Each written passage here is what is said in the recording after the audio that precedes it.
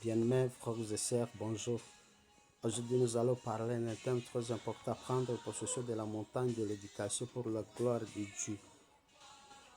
Lisons la parole du Seigneur dans le livre des Proverbes, chapitre 1, verset 7. Il est écrit comme ça. La crainte de l'Éternel est le commencement de la connaissance. Daniel chapitre 1, verset 17. Dieu donna à Daniel et à ses compagnons sagesse et intelligence.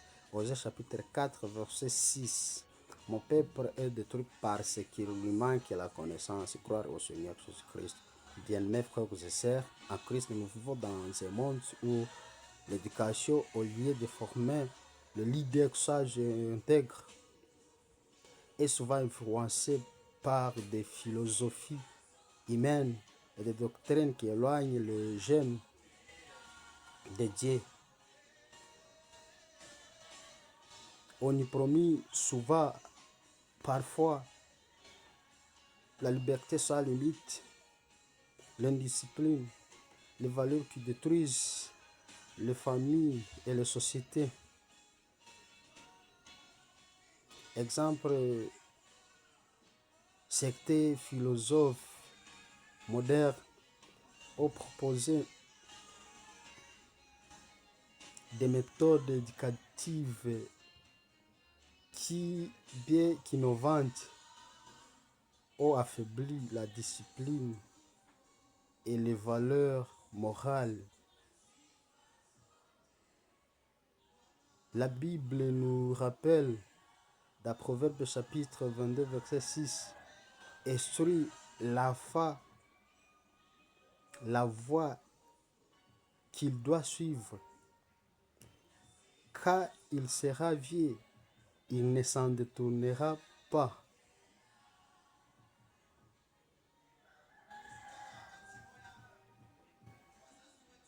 L'éducation, ce n'est pas seulement une question d'école ou de programme scolaire. C'est une montagne stratégique. Celui qui influence sur cette montagne influence les jeunes, influence les nations, influence le monde entier. C'est pourquoi aujourd'hui nous allons parler de prendre possession de la montagne de l'éducation pour la gloire de Dieu. Former les jeunes intègres, sages. Préparer l'avenir meilleur pour le monde. Croire au Seigneur Jésus-Christ. Qu'est-ce qu'une montagne de l'éducation? La montagne de l'éducation représente toutes les institutions qui forment les générations futures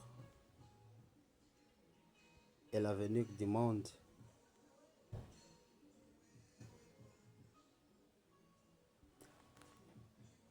Les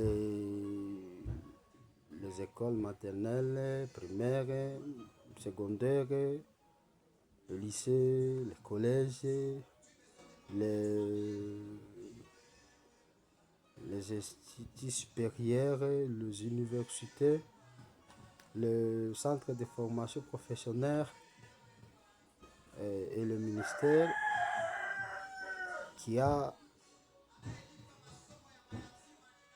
les compétences de l'éducation dans ses attributions.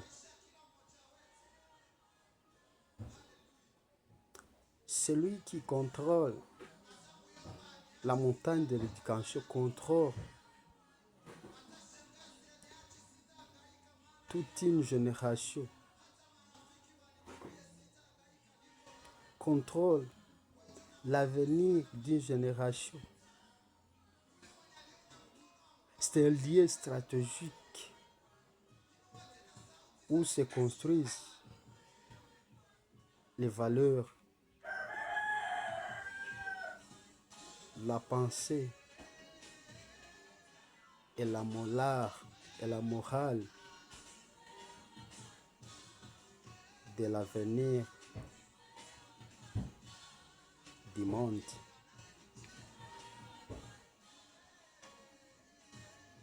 Voyons le point bien. Le danger si la montagne n'est pas reprise. L'ennemi a déjà placé ses influences dans ses nombreuses institutions, des philosophes, des philosophies humaines qui rejettent Dieu, des doctrines qui promeuvent la liberté totale sans discipline, des programmes qui détruisent les valeurs morales et spirituelles. Exemple, Jean-Jacques Rousseau. Il enseignait que l'enfant devait être total, horrible, sans contrôle ni discipline. Bien séduisante, bien que c'est séduisante, cette idée conduit souvent à l'indiscipline, au désordre et au rejet de l'autorité.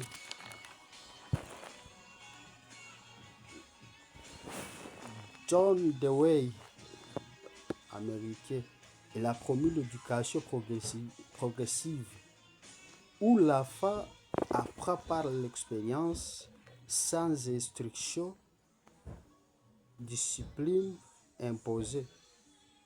Sans instruction ni discipline imposée. Dans certaines écoles, cela conduit au relativisme moral et à l'affaiblissement des valeurs traditionnelles. Ces deux philosophies montrent que l'éducation sans Dieu et sa discipline conduit à la confusion et au manque de repères, contrairement à ce que la Bible enseigne dans Proverbe chapitre 22, verset 6, instruire l'enfant selon la voie qu'il doit suivre. Le point 3, la volonté de Dieu.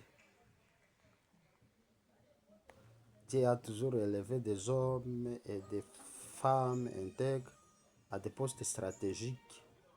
Joseph pour sauver l'Égypte et sa famille, Daniel pour influencer les dirigeants de Babylone, Esther pour sauver son peuple. Aujourd'hui, Dieu veut les enseignants, inspecteurs, directeurs, ministres et responsables éducatifs qui les craignent et qui guideront les jeunes selon son principe. Même si beaucoup de dirigeants actuels ne sont pas chrétiens, Dieu peut lever ses enfants pour transformer la montagne de l'éducation et assurer un avenir meilleur pour le monde. Quatrième point, explique. Exemple biblique. Daniel conquérant de la montagne, il fut formé dans un système païen, mais il resta fidèle. Il reçut sagesse et intelligence, il devient supérieur à tout et influença positivement la nation. Dieu peut élever des Daniels modernes pour influencer le monde à travers les écoles, les universités, les ministères, afin que l'éducation soit restaurée pour sa gloire. Bien-aimés, frères et sœurs dans le Seigneur Jésus-Christ, la montagne de l'éducation est stratégique pour l'avenir. Si elle est laissée aux philosophies humaines et aux doctrines contraires à Dieu, les jeunes seront perdus, les sociétés seront instables et confuses. Le monde souffrira de manque de sagesse.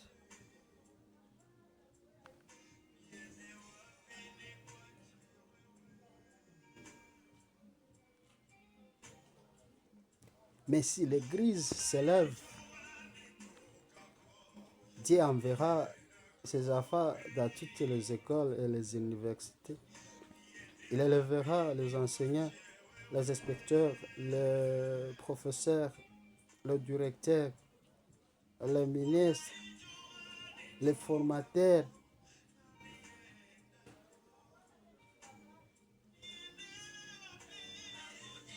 sages et intègres. La montagne de l'éducation sera reprise pour la gloire de Dieu et pour l'avenir meilleur du monde. Que Dieu vous bénisse.